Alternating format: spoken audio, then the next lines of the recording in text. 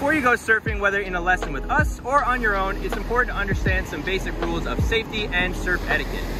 Now, we're going to teach you a lot about this during your sessions with us, but here are some helpful tips just to get you started. Number one, when in doubt, don't go out. It's super important to take a look at the conditions and monitor them for a good few minutes to notice if you see anything happening that may be a little bit out of your league or makes you unsure. If you're still unsure, you can always ask us, ask an experienced surfer or a lifeguard on the beach to get some better directions before you decide to go at it on your own. Another helpful tip is to try to ride a foam top surfboard, not a hard tops, when you're getting started, because you don't want to bump yourself or anybody else when in the water to cause anyone damage. Number three, give yourself some space. The ocean's a big place. Don't just paddle up to the lineup where you see a bunch of surfers hanging out next to each other. Eventually, as you get more comfortable and confident with your board handling skills, you can paddle up to your friends and say what's up and share some waves. But for now, give yourself some space.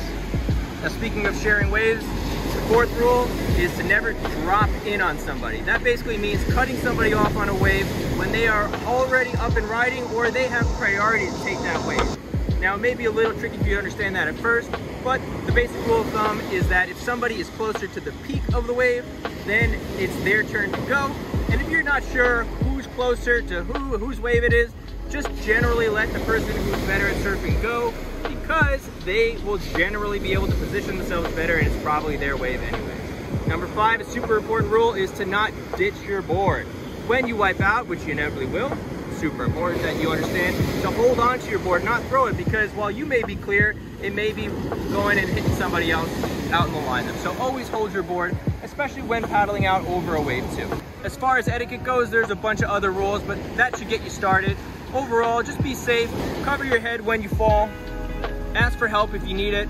When in doubt, don't go out, and of course, have fun.